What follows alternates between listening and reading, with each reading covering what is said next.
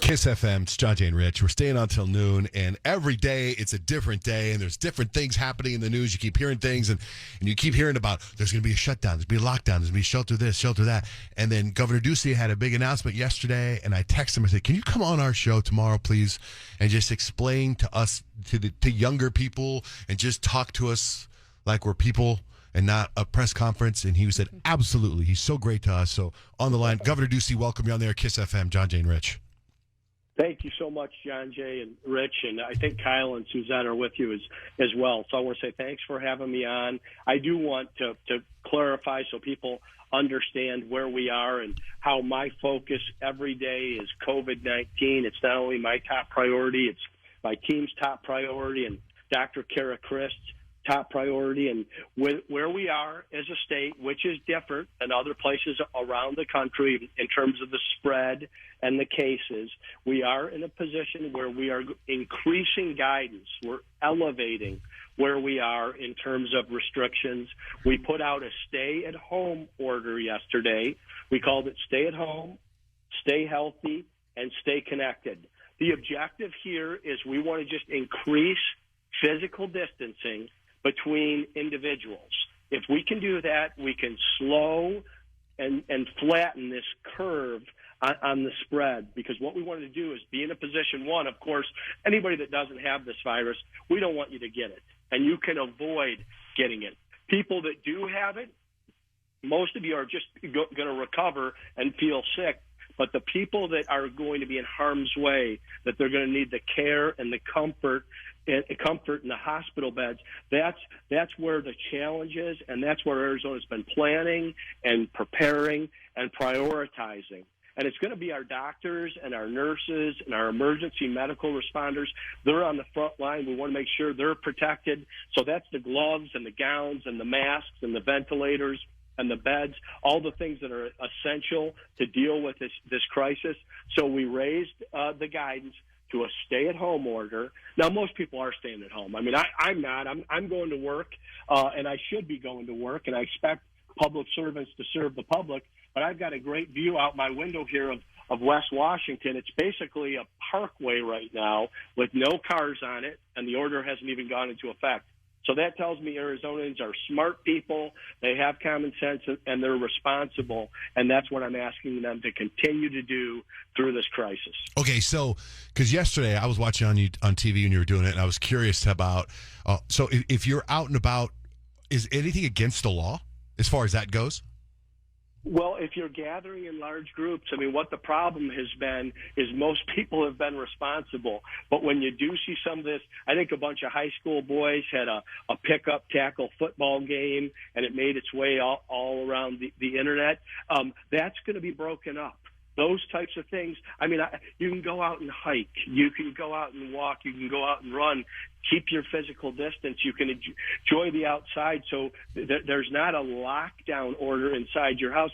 That is the safest place that you can be, but you can be safe physically distancing outside. And that's really why the order has to go out under executive order with the force of law in those types of situations for bad actors, which is very, very few individuals in the state right now. So when you're saying there's a gathering now, before it was a suggestion, don't have, 300 people together for a party.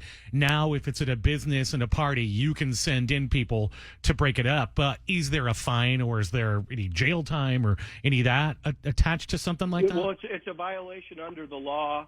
It's a class 1 misdemeanor, and there's things that accompany that. I mean, the last thing that I want to do is be doing that, but the first thing that's most important to me is prioritizing the health and safety of Arizonans.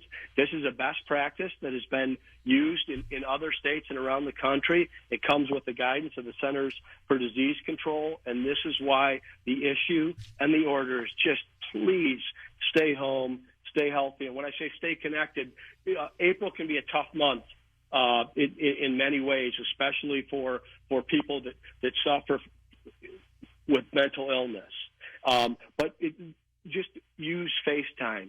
call your mom, call your grandmother. There's a lot of people that are lonely, they're scared, they have anxiety. We're not even talking about the economy right now, which is falling off a cliff. Thank goodness that the federal government passed this $2 trillion relief package. We're in a good position in Arizona, but thousands of businesses and people have lost their jobs and they've shuttered. I want to make certain that no one's evicted from their apartment. Nobody loses their home. Nobody's business is shut down by a landlord. We're going to get through this. We're going to get through it together. We're going to come out on the other side better and healthier than we were. But we need to get through this issue with the coronavirus first and foremost and make sure that nobody falls through the social safety net. And that's why there's been this escalation in guidance. Johnjay, Rich, this is something we've never seen in our lifetime. This is like a natural disaster, except it hit all 50 states and the rest of the world. And I think that Arizona can be a model state at coming through this, where we protect public health to the maximum capacity, avoid and reduce illnesses, and of course save as many lives as possible. That's my mission every day. So, Governor, when you were speaking yesterday, you had mentioned this is a stay-at-home order. You had mentioned there are some other states that are doing lockdown and shelter in place. So what's the difference between what we specifically in Arizona need to heed to as opposed to what other states are going through? It's just semantics.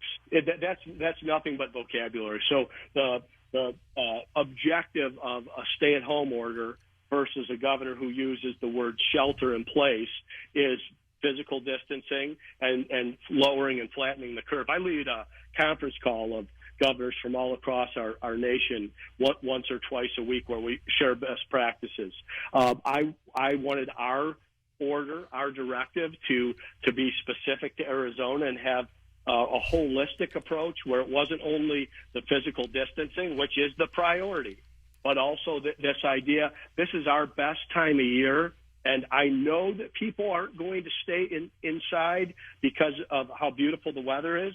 So, of course, you can go outside, but it's this idea of being responsible when you're outside. So it's not about pickup, tackle football games.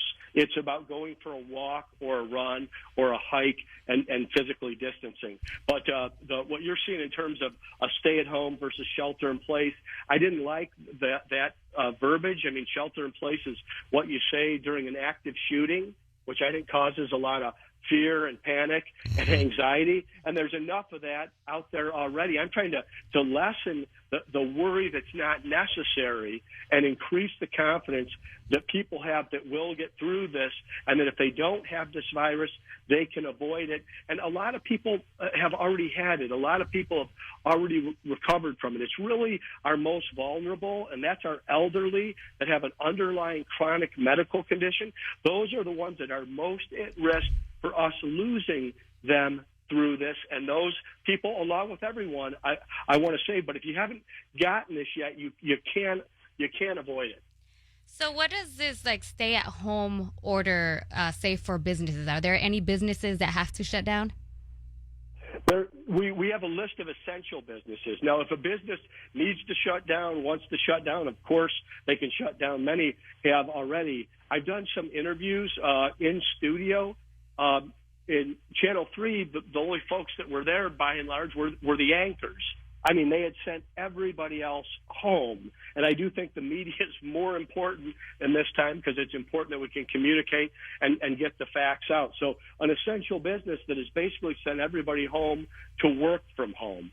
So we're leaving that up to the business owners, but we are asking and requiring that they stay within CDC guidelines.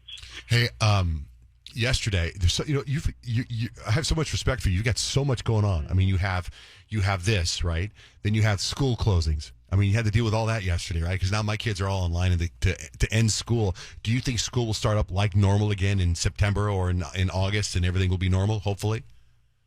I do. I'm very hopeful and optimistic that we will have a much different fall and next year than what we've been through right now. But I also want to say anybody that tells you that they know what's going to happen, they're guessing. Mm-hmm. Right. Okay. So this is day to day. But with that, being able to work with people like Kara Christ, who's an infectious disease epidemiologist, she guided us through H1N1, Ebola, the measles outbreak in 2016. We do a video conference call every morning with 2 times a week with Dr. Anthony Fauci of CDC and Dr. Deborah Birx, who actually was the one who addressed the AIDS epidemic in Africa. Gives me a lot of confidence, especially with the increased federal guidance through April 30th, that we can navigate through this. The idea is that April and May in Arizona are going to be a challenge, and I'm hopeful and optimistic that when we get to the fall, things will be different. But we're preparing for the worst, and I'm always going to hope and pray for the best. Have you heard any really good news that maybe hasn't made it through the cycle yet that gives you hope for what's coming? Well, I would say the good news that I've heard is the economic package from Washington, D.C., which is going to ensure that nobody falls through the cracks. Okay, my concern is for everyday people that live paycheck to paycheck, and for small business owners and medium business owners. Big businesses always seem to do just fine through this. So I think that's been the good news. The fact that people aren't going to be evicted from their apartment for missing payments, that people aren't going to lose their home. I think that can take away a lot of that real anxiety of, gosh, I was doing just fine, but maybe I was doing better than I've ever done it in my life. I've never asked for anything from the government, and today I have zero income and I've lost my job. So I think that that's good news. I think that that's good news, and that shows that actually our federal government, as dysfunctional as things have been on so many other fronts, is stepping up, working together. They passed the package. Now they have to make sure that these dollars flow to real people. Well, it's incredible. Thank you for taking the time to talk to us. By the way, I was thinking, what you could say? Actually, you could say, okay, we have the benefit here in Arizona of horrible summers. You could say, all right, everybody, pretend it's July, but you can go outside. Well, I'll share something with you, Johnjay. What? Is the other governors around the country are really concerned about the summer because their people are sheltering in place right now because it's miserable. Nobody wants to go outside in so many parts of the country. They're like, how are we going to enforce this come summertime? We have a stay-at-home order every summer. It's called 111 degrees. Yeah. So I know on that part of it, hopefully this is all behind us, and we're all traveling to where we like to visit in the summertime, Flagstaff or the White Mountains. Yeah. Those types of things. And the other good news, I would say, if you're looking for something to stay home and watch, they've got the Bobby Hurley E60 series on ESPN. Make sure that you, your loved ones, and your kids are watching it. That would be the only other good news besides the economic stimulus. It's not a new one, right? It's the old one, right? It's the old one. Okay. But listen, you can watch it. You can watch it 10 times. Yeah, I've so seen good. it. It's pretty amazing. It's pretty amazing. Hey, did you watch Tiger King yet? No, I'm not going to be able to watch Tiger King until this is over, but I'm looking forward to it because I do see that everywhere. Everybody's talking about it. Come on, I told you a week ago. He's dealing with a pandemic. He's watching a pandemic. That's what he's watching. Oh, could you imagine what the people would say? You're spending your time on Tiger King and not COVID-19? I heard that at his press conference yesterday. Governor Ducey, thank you so much for being such a good friend of the show and so much stress in your way, but you handled it so well, man. Thank you for being on our program, sir. Thank you. Be safe. Be safe out there. Too. Thank you. Bye-bye.